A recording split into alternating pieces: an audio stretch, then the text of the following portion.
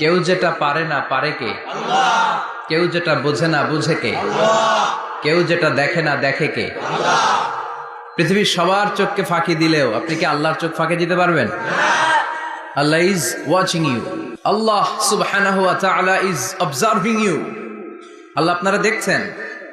আপনি ঘরের ভেতরে দরজা বন্ধ করে রাত্রিবেলা সুইচ অফ, পর্দা টানিয়ে দিয়েছেন, লাইট অফ, সব বন্ধ, পাপ করেছেন, অন্যায় করেছেন, পৃথিবীর কোনো চোখ দেখে নাই, কাক পক্ষীও টের পায় নাই। টের পেয়েছে কে?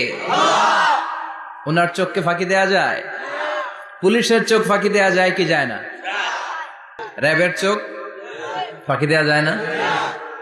বিডিআরের চোখ, পরীক্ষার হলে ম্যাজিস্ট্রেটের চোখ, ম্যাজিস্ট্রেট আছেন না এদিকে? আছে দু একজন। তো ম্যাজিস্ট্রেটের চোখও কিন্তু ফাঁকি দেয়া যায়। বিমানবন্দরে যাত্রীরা যখন নামে তখনই জিজ্ঞেস করে কোত্থেকে আসছেন, গোল্ড আছে কিনা, বার আছে কিনা, এটা আছে কিনা, ওইটা আছে কিনা।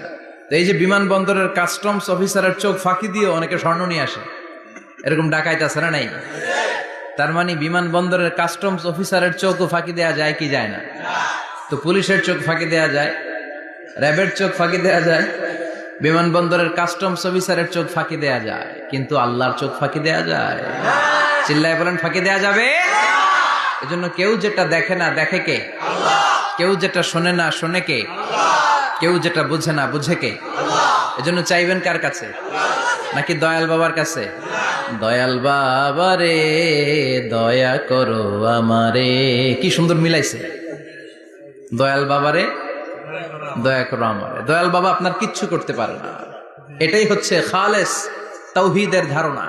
তাওহীদ মানে একত্ববাদ, ওয়াননেস অফ গড। স্রষ্টা যে একজন, সবাই আমরা এক কেন্দ্রিক হব, শুধু উনার কাছে চাবো, উনার কাছে কাঁদবো, মনের জ্বালা যন্ত্রণা শুধু উনিই পূরণ করতে পারেন, ঠিক কিনা? এটার নাম তাওহীদ। এটার নাম কি? তাওহীদেরই মুর্শিদ আমার মুহাম্মাদের নাম বলো, মুহাম্মাদের নাম, আল্লাহর নাম জপ